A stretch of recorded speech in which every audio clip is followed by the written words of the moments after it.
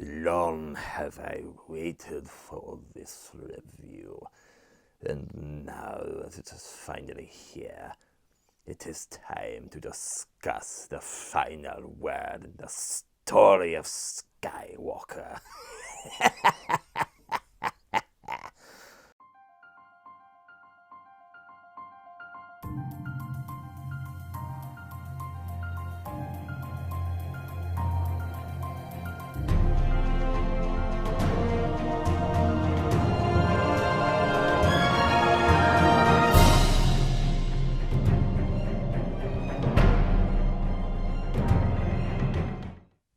Hey Internet peoples, welcome to Todd Talks Movie Reviews, and today we are discussing and reviewing Star Wars Episode 9, The Rise of Skywalker. It's finally out, and I'm ready to talk about it. So I've seen this film about twice now, and I feel like I've got a good enough of a grasp on it to actually talk about it and really delve deep into it. This review is going to be a little bit different than my normal reviews I've done so far. So I'm going to try and talk about this as spoiler-free for the first few minutes of the review, just if you want to get my general thoughts on the film. But I'm going to very clearly tell you when there's spoilers. I will be discussing spoilers in this review, and I will be very clear on when I'm about to do that. So if you don't want this movie spoiled, if you haven't seen it yet, I will clearly let you know when I'm about to talk about it so that you can avoid them as much as possible.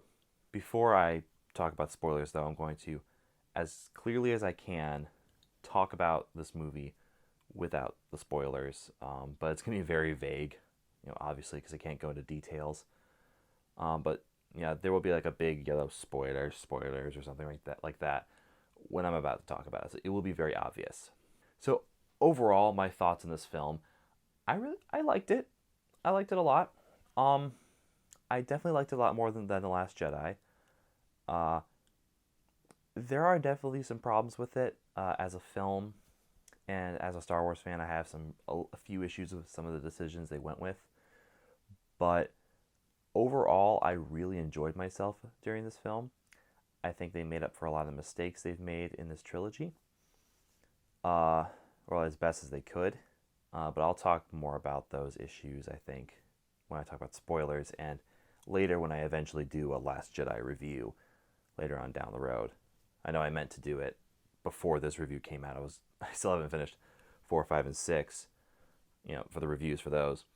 And I was going to do the sequels, but I just didn't get them done before Episode 9 came out. So we're doing Episode 9 now, and we'll go back to those other films later. Let's start with the positives, as much as I can talk about without spoilers.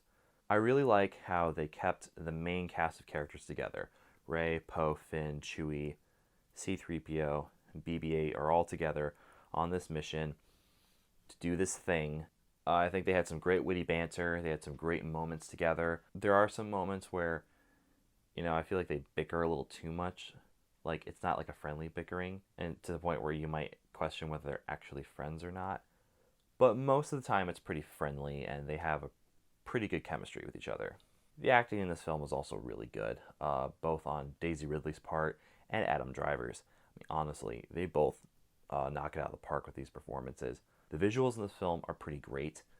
There are some great visual scenes and some effects that they use, different camera angles that are really nice, that I'll talk about a little bit more towards the end. And yeah, there's some great action scenes. Some of them aren't as good as others.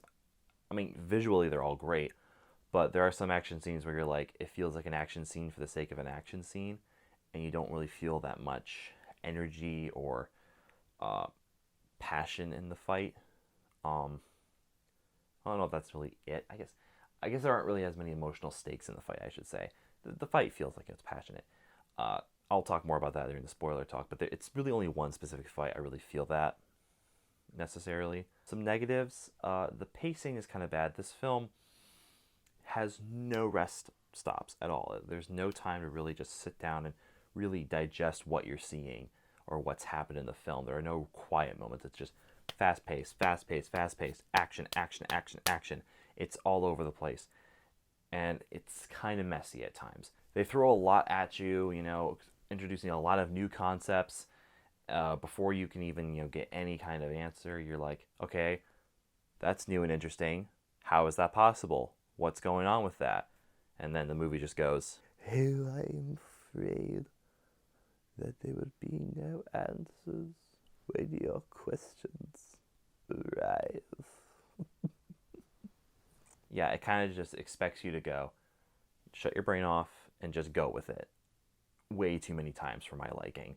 If you're going to introduce something new, and I'll talk more about that with spoilers, I don't want to get too much into depth of that, but if you're going to introduce some new concepts, you need to have some kind of explanation. Something that answers, why these things weren't maybe done in the previous films, or how this doesn't break any established lore, and stuff like that. And there are some small tidbit things in there, minor details that kind of break established lore within the new canon, that as a canon junkie, I'm kind of just, little things that bother me there. But overall, didn't necessarily hurt my experience of the film. I still really like it. It's definitely a lot of fun. If you're a Star Wars fan, you're gonna like a lot of the callbacks and a lot of the Easter eggs that they throw in this film. I certainly did. But not every Star Wars fan is gonna like this film. It's definitely not as good as the film could have been. After the events of The Last Jedi, that film really left this film with not much to go off of. So, and a lot of the things that J.J. Abrams set up in Episode 7, were completely, swept away in Episode 8. So it made things really hard for J.J. Abrams to really create a new and interesting story. But I feel like he did the best he could with what he was given. And I enjoyed it, I think, as much as I could with how The Last Jedi ended. It's really hard to talk about this film without bringing up The Last Jedi in some way, because this is a sequel to The Last Jedi. And The Last Jedi was a very divisive film. I personally was not a fan of that film. And I'll get into more about that in my Last Jedi review. I really don't want to spend this whole review talking about The Last Jedi. I want to focus on The Rise of Skywalker, but I have to address it here because I'll talk more about that in spoiler talk, and this was my biggest concern going into the film. With how The Last Jedi ended, I knew that there were things that I wanted to see in The Rise of Skywalker that I would not be able to see. And that's pretty much all I can really say about that without spoiling the film. So if that's all you're looking for is my general thoughts on the film and whether you should go see it, I will obviously say you can't judge a movie until you've actually seen it. So I say go see it, even if you were not a fan of the sequel trilogy. Not only is this the ending of this trilogy, but it's also the ending of this whole Skywalker saga. So I definitely think you should see it. My general thoughts, I liked it. It's not my favorite Star Wars film, but it's definitely not bad. Okay, at least in my opinion, it's not. There are definitely worse Star Wars films, but I definitely had moments where I got excited. I had definitely had moments where I was emotional and I cried, literally, which I don't normally do in movies. I might tear up a little bit, but in this movie I genuinely cried at like 2 spots, most notably. Yeah, so this, for me as a Star Wars fan, was rewarding. Not as rewarding as it could have been, but rewarding nonetheless. So, yeah. Also, before I talk about the spoilers, I'm also going to have a separate video of just more of my raw reactions and my friend Tyler's raw reactions to seeing the film. Like we're going to have a spoiler talk. We kind of label that as a spoiler review, but I think it's more of just us discussing the spoilers more and just getting our general thoughts on it. But after seeing the movie again, I wanted to say more about those things that I didn't say in that video. So I guess there will be like 2 videos with spoilers in them. This one and then that one. Also, when I talk about some of these spoilers, I'm not going to go into super detail or talk about everything that's on my mind. There are separate videos I want to make at some point based on certain things, and I'll talk about that later. Because there's a lot to talk about. And I could do a whole in-depth video about many of the things in this film. So, and my general thoughts on the sequel trilogy. So, after this point. So look forward to those. I'll be making more videos about those later. So, anyway, right here, I'm going to be talking about spoilers. So, spoilers, right here. Click off now. I'm going to be talking about them. So if you don't want this movie spoiled for you, leave now. If you don't care, or if you've already seen the movie, then feel free to continue watching. But you have been warned, so here you go. I'm going to talk about them now, okay? Okay, here we go. So let's talk about the opening of this film. I like it a lot. I feel like it's a little too fast-paced in some spots. I feel like we just need to stop for a second and explain a few things. But since we're talking about spoilers now, let me get to specifics. Yeah, how the opening of the film opens up with Kylo Ren, with him ransacking a village on some planet. We actually don't know which one it is. But he steals a Sith Wayfinder there to find the Emperor, who's on Exegol, and that's where the Sith Wayfinder leads to. Then we see Kylo Ren, get to the planet. It's all lightning going everywhere. It looks awesome. All right, the whole planet just looks so eerie and Sithy and awesome. Palpatine's all like, "My boy, Snoke has told you well." And Kylo's all, "I killed Snoke." And Palpatine's all like, "Fool, I made Snoke." And what? So Palpatine made Snoke, and we see these giant, cloning pods. He's not talking metaphorical here.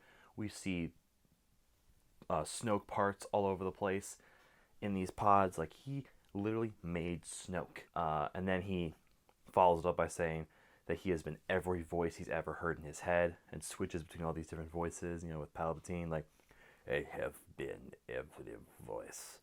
Snoke, "You have ever heard," and Vader, "Inside your head." It's so cool. It's just, but it goes by so fast. It's just like, okay, can we just sit on that for just a second? That's like a huge reveal, and we need some explanation there. But no, the movie doesn't take time to explain it. And then we see Palpatine, hooked up to this machine with all these tubes going to his back. His body looks like a corpse. So this is definitely not a clone of Palpatine. This is legit Palpatine, the one that Vader threw down the shaft and, killed. And Palpatine even says, that he's been dead before. And they don't really give an explanation how he's back, which really bothers me. Because if you're going to bring back a character that big like Palpatine, who we've believed to be dead for so many years, you can't just throw him in there without any explanation. The only thing he really says is, he quotes, Revenge of the Sith, where he's like, "Dark side of the Force is a pathway to many abilities. Some consider to be unnatural." And that's really the only explanation he gives. It's kind of ridiculous. It's like, we need a little bit more than that, okay? Because there's so many other questions left after that. Is it like, how did he get to Exegol? Like, how did he get from the second Death Star, before it exploded, while being a dead corpse? Did, like, someone find his body, like, a few minutes after he fell and just dragged him onto a ship and it went to Exegol? Like, we need answers. And the movie doesn't do that, because right when you start thinking about these things, boom, they throw other stuff at you. Palpatine summons a fleet of Star Destroyers, which also come out of nowhere. Where did he get this massive fleet?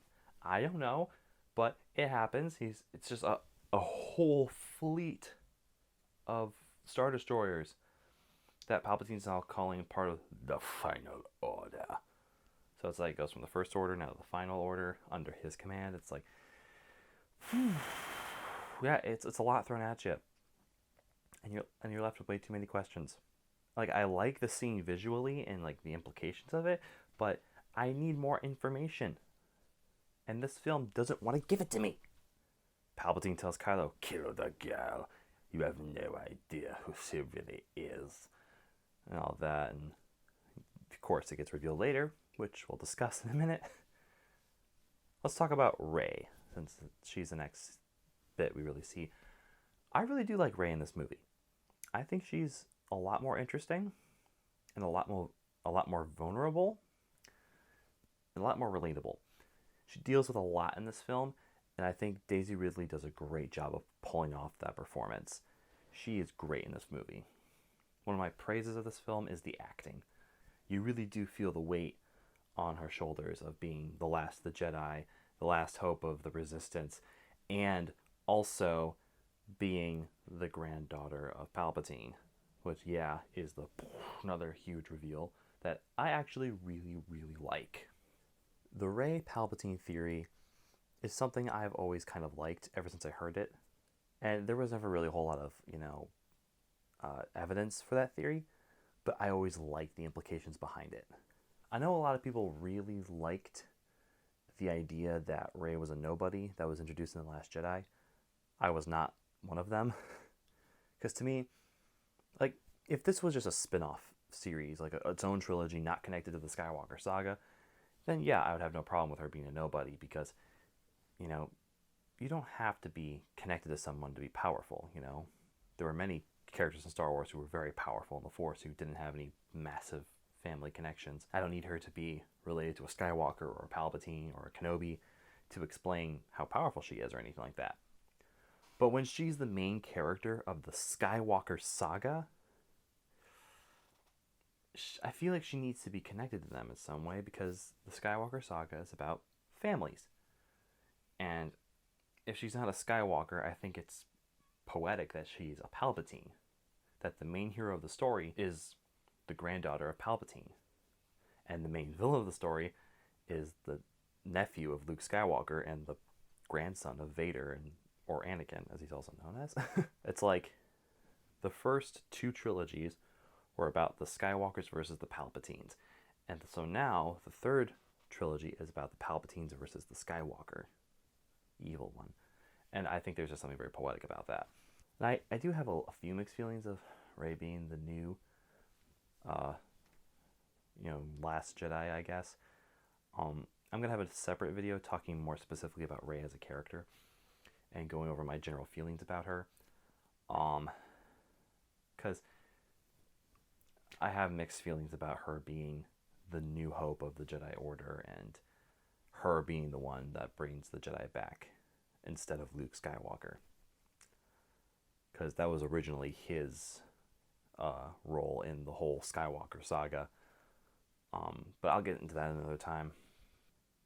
But Rey has also some pretty impressive feats, like when she, tries to save Chewie from getting captured by the Knights of Ren when the transport's flying off, and she uses the Force to pull it back to her. She's like, ugh, and then Kylo Ren starts fighting back and pulling it towards him, and they get that, Force fight of, yeah, and then she gets so frustrated and loses control and shoots a blast of lightning from her hands that destroys the ship. That was a pretty cool scene, although she thinks she killed Chewie and all that, and honestly, we knew it didn't have Chewie in it, because the trailers kind of revealed that he was in later parts of the movie that hadn't happened yet, so we all knew he wasn't really dead, and he wasn't, which kind of makes that scene a little more hilarious now, because she's trying so hard to save Chewie when he's not even on the transport. She's like, Chewie, I'll save you! In the background, the ship's going off, like, One thing I like about this film as well is how they further explored the bond between Kylo and Rey. In the last film, The Last Jedi, one of the things I did actually like about that film was the little Force Skype sessions that they had between Rey and Kylo Ren. And they took it to a whole nother level. Now they're able to have lightsaber duels with each other. They're able to grab physical objects within their vicinity from the other person. Like at one point in the movie, Kylo, rips a necklace off of Rey and uses that necklace to find where she's at, which adds a whole nother level of danger to the film, which I think was really cool. Also on that topic, I really liked Kylo Ren in this film. He was a lot more intimidating as a villain. In the last two films, I thought he was intimidating in The Force Awakens until Rey resisted his mind probes, and then after that he became kind of a screaming child and became less intimidating. The Last Jedi, humanized him a little bit more, which I thought was good. But then at the end of the film, he again turns to that screaming child again, which makes him less intimidating. But in this film, he doesn't have any moments like that where he's screaming Mah! Mah! Traitor! More! He doesn't have any of those in this film. He's cool, calm, and collected. He's got his helmet back on, which is all cracked and makes it look even scarier. And to me, he commands almost the same presence as Darth Vader with the cape flowing on his back. And it just looks so awesome. Now that he's the Supreme Leader of the First Order, he's ordering all the Moffs and generals around, the admirals, and it's pretty cool. But one thing I also really love in this film is the redemption of Kylo Ren, which is something I didn't think I would like. I was in the camp that believed that Kylo Ren shouldn't be redeemed. I felt that after the events of The Last Jedi, he had his chance to find redemption. And to me, I felt as a character, Kylo Ren was more concerned about, his desire for power, and really wasn't someone who wanted to be the good guy. So I didn't feel like he deserved redemption, and I didn't want it to be just like the Return of the Jedi, Vader coming back to the light and all that. But as I've learned more about the character, especially with the new Kylo Ren comic book that came out recently, showing a lot of reveals. I won't go into that. If you haven't read that comic, you really should. I'll probably review it when I'm done with the whole series, when all the issues come out, because it's really good so far. Charles Soule's a great writer. But I think it was handled pretty well. I mean, the redemption was a little sudden for my liking. Not as sudden as, Anakin's fall to the dark side in Revenge of the Sith. It happens during the scene where Kylo and Rey are on the second Death Star. They're fighting and all that. Kylo just broke the Wayfinder Rey's been trying to find the whole movie. And is like, the only way you're getting to Exegol is through me. And they start fighting, and, Kylo's getting the upper hand and is about to defeat her. And Leia makes the sacrifice. It's not really clear what her sacrifice is. I'll talk a little more about this later, but probably in a minute, actually. But she does something that makes Kylo get distracted. So Rey stabs him with his own lightsaber and nearly kills him. But then Rey uses the Force healing ability, which I will talk about in a minute because that is something else I want to talk about. After Rey heals him and runs away, he has like a hallucination, or has the memory of Han appear to him. It's not like a Force ghost Han. And they reenact sort of the scene in The Force Awakens where he killed him, but in this case, he actually is seeking redemption. At this point, his mom has died, and just feeling his mom's death, I guess, shakes him to a point where it's like, the one thing that was holding him back is no longer there. He reveals in this film that the main reason he stayed in the dark side, despite wanting to go back, is that he feels like he can't go back to his mom. Like, he's disappointed his family so much, like after killing his dad and just being this evil First Order officer and enforcer, he can't return back to his mom. I feel like something we can kind of all relate to, even if we haven't all, committed mass genocide or done evil or terrible things. We've all had those moments where we got in trouble and we didn't want our parents to find out. We struggled with something and we were too ashamed to tell our parents because we didn't want to get in trouble, I feel like every teenager even has those moments, and for Kylo Ren, this is way more, a little more extreme. But now that his mom's gone, it's like, well, I want to disappoint. And Han, he says, she may be gone, but what she fought for still remains. You can always go back to that. And that it was one of the more touching moments of this film, especially when Kylo Ren is about to say, "I love you." He just says, "Dad." He calls him Dad for the first time in the whole trilogy, with tears in his eyes. He's about to say, "I love you," and Han just interrupts him and goes, "I know." That was a great scene. And it leads to Kylo Ren being this really awesome character after that point. He was awesome before, but now seeing good guy Kylo, it's actually really cool. And that's something I didn't think I really wanted to see. But when I saw it, I was like, yeah, this is awesome. And then when he gets to Exegol to help Rey fight Palpatine, and he gets to wield Anakin's lightsaber, his grandfather's saber, to defeat the Knights of Ren, and he stands by Rey's side as Ben Solo once again. It's pretty cool. And seeing him be a little more happy, and it's cool. He's not this evil monster anymore. He's the Jedi he always wanted to be. I love when he's fighting the Knights of Ren and he gets his lightsaber and just does a shrug. He's like, all right, cool. I got a lightsaber. I got you guys. And he just wipes the floor with them. It's so awesome. Also, let's talk about that Force healing ability that Rey uses in the film. One, it's not actually a new ability. It was actually introduced a few days ago on The Mandalorian. So maybe they had Baby Yoda use that power to uh, introduce the ability before the film came out. But it's a relatively new ability, at least in canon. In Legends, it was actually Force healing was a thing a long time ago, and it was more of an ancient Jedi ability. That's why a lot of the Jedi during the prequels didn't use it. And that is a common criticism I have heard about using the Force healing ability. Is like, well, why didn't people use it back in the day? You know, why didn't Anakin try to use it on Padme and stuff like that? Or Obi-Wan on Qui-Gon. My best guess is Luke probably discovered the ability in some ancient Jedi temples that the Jedi of the prequels didn't know existed, or maybe hadn't recovered all the information from. Let's be honest here. Despite what Jocasta Nu believed in Attack of the Clones, the Jedi of the prequels did not know everything. That's why I think a lot of the Jedi of the new sequel trilogy appear to be more powerful, or at least have newer abilities, because Luke taught some of these newer characters all these old abilities that were from like ancient times that the Jedi didn't know about, or maybe Luke discovered them in the unknown regions. Who knows? Or from studying from other Force cults or Force religions. So I don't think it's out of the realm of possibility for the Force to heal people. And I like the explanation they give, is that you give a bit of your life essence in order to heal someone. So it's not like you could just heal like an army of people or something like that. You know, it takes something out of you, so it's not something you can use just willy-nilly anywhere you want. You got to be very selective of who you choose to heal.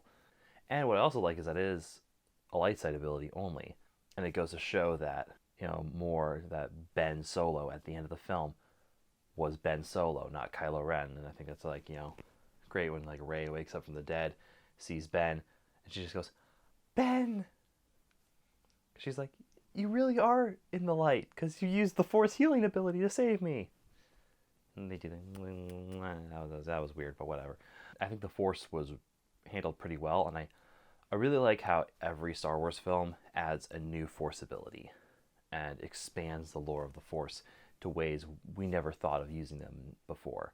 I think it's dumb to try and put limitations on it. It's an all-powerful force that is between everything in life. I mean, we're constantly being told nothing is impossible through the Force.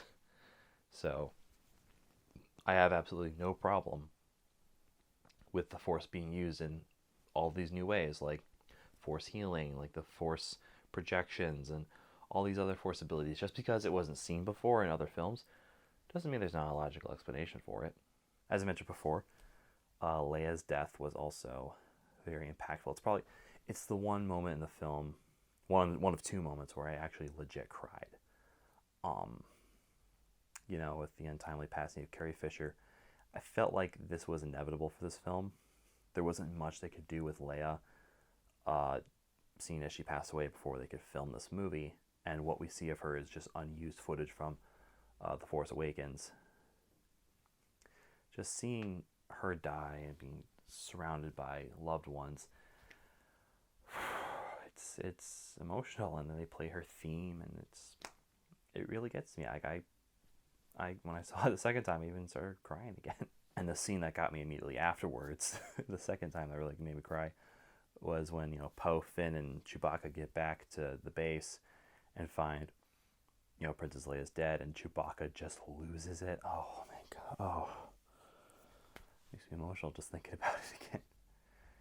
He just screams because he's lost the last family he has left, and oh man, it's hard to watch because it genuinely made me cry again. I feel so bad for Chewie in this movie. But another moment that I really loved in this film was the return of Luke Skywalker as a Force ghost. It was the Luke I know and love, and I wanted to see in The Last Jedi. That's come back, like when Rey is about to, you know, she stole Kylo's TIE fighter, as I mentioned before, and she's just running away because she's just trying to run away from who she is. She goes to Ahch-To, where Luke was in The Last Jedi and The Force Awakens. She burns Kylo's ship and is about to throw her lightsaber into the fire with it, and Force Ghost Luke just catches it with his hand and walks out, and he's like, you know, The weapon of a Jedi should be treated with much more respect. I was like, yes, yes, that's the Luke I know and love. That's the Luke I wanted to see. He sits her down, and she's like, I'm doing what you were going to do, you know? I'm going to abandon the Jedi and all that. And she's like, and Luke just sits her down and goes, I was wrong, okay? I gave into fear, and I made a mistake. Don't make the same mistake I did.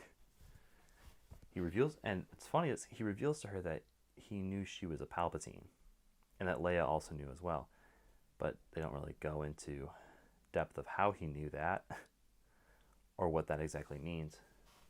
That could be another reason why he was so hesitant to train Rey in The Last Jedi, maybe. But I think that was more due to the fact that he just wanted to give up on the Jedi Order as a whole. Yeah, I want to also know how he knew that she was a Palpatine. Maybe he just sensed the same power within her. But then why didn't Kylo Ren know until Palpatine told him? I don't know. That's weird. Then Luke gives Rey Leia's old lightsaber that he had on the island with him. Leia gave it to Luke during the last night of their training because she left the Jedi, because of her family. She actually, there's a nice little flashback, which I absolutely love, of Leia and Luke training together, like in the dark woods at night. We get to see a young Luke and Leia again. But Luke reveals that she surrendered her saber to him because she sensed if she continued on the Jedi path, her son would die. Which is very interesting to think about it, because she didn't leave the Jedi Order because she wanted to have a family or anything, as some people have assumed. She left the Order. She was already part of the Order when she was married to Han and had Ben. But she left because she wanted to protect her son. Which tells me that I don't think Luke's Jedi Order had anything against marriage. Like the prequel Jedi, which shows his order already had changed a lot. And he was starting to make it a lot better, which is awesome. I think that was one of the downsides of the prequel Jedi, and one of the reasons they were wrong was their hyper antagonistic views of attachment. They had good intentions with it, but they took it way too far.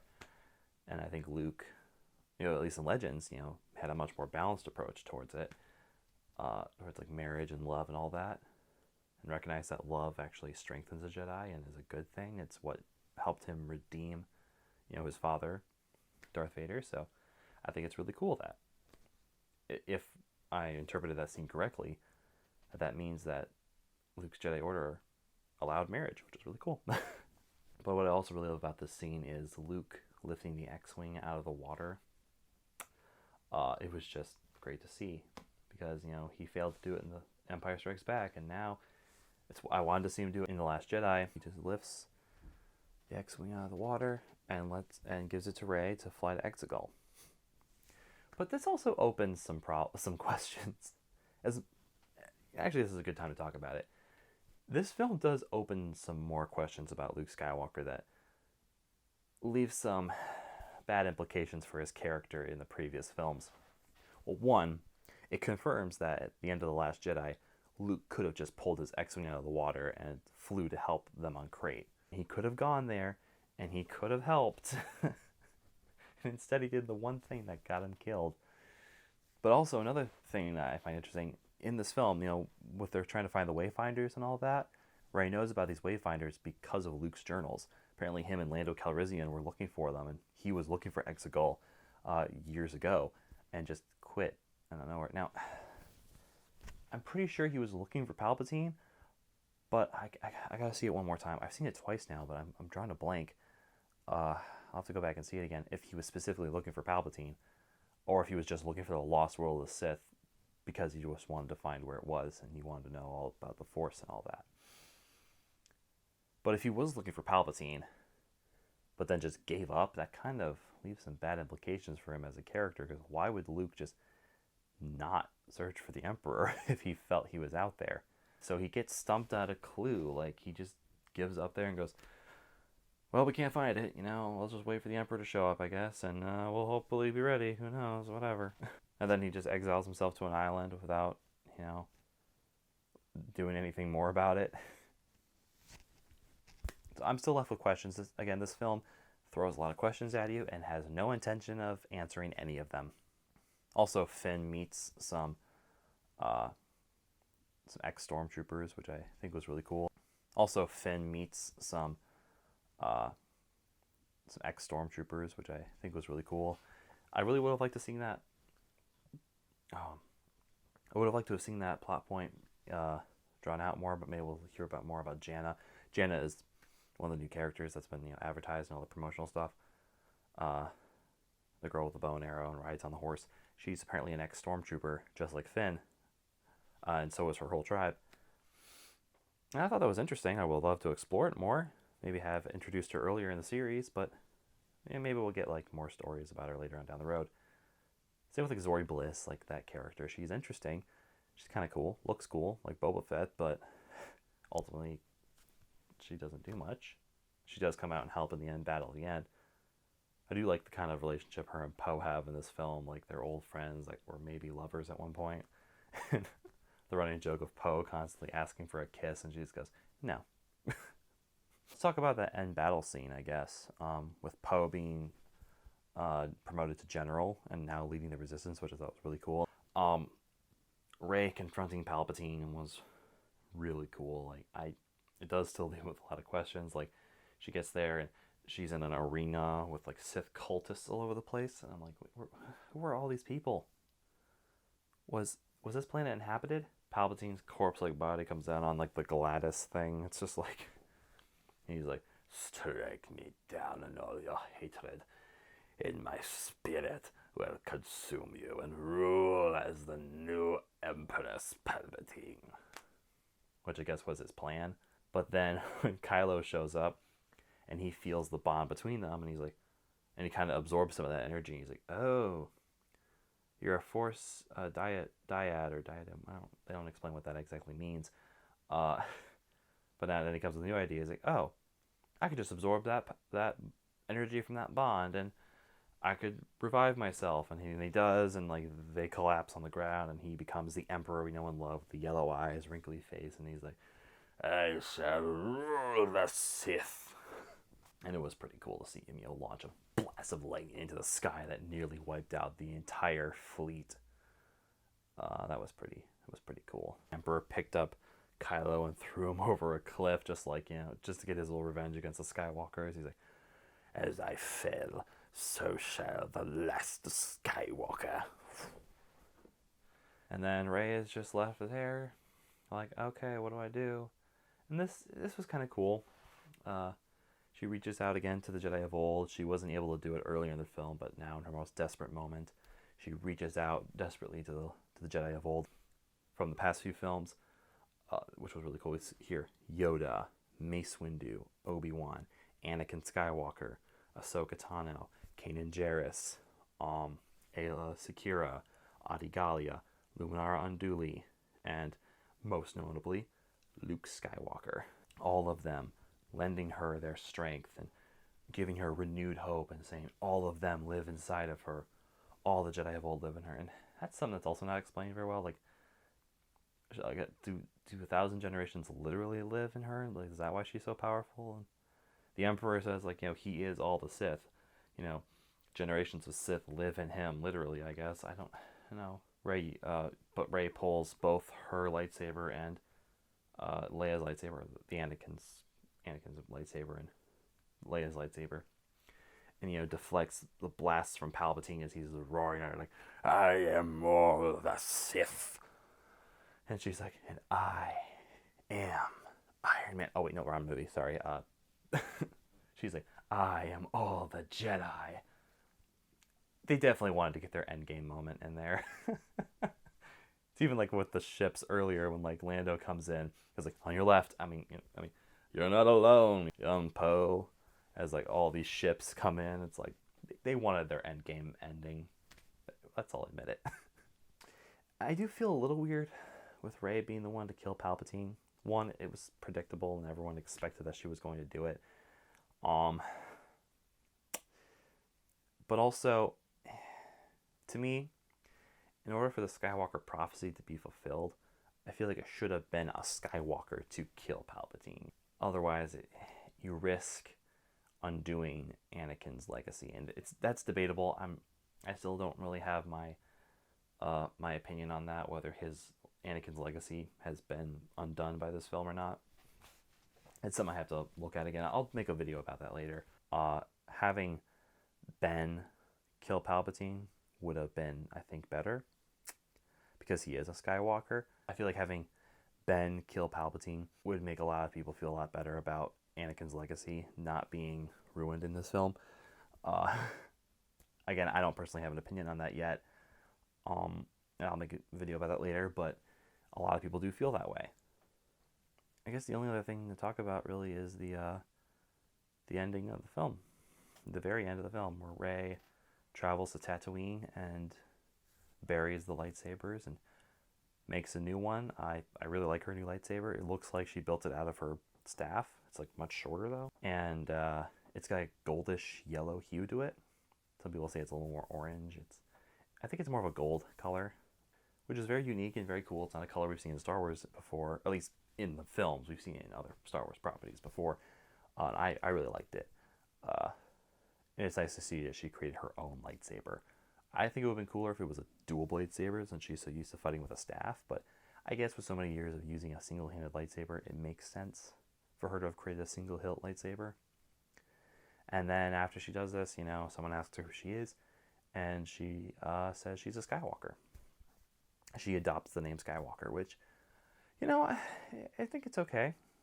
Especially since, Luke and Leia are appearing as Force ghosts before her and are kind of nodding their heads saying, yep, we agree. We're adopting you into our family. The idea that she's like an adopted Skywalker is kind of cool.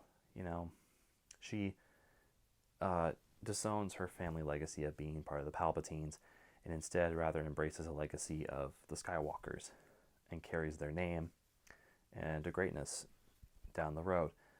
I know a lot of people didn't like it. It would have been much more impactful if she really was a Skywalker, but I think this is the best we could have gotten, though.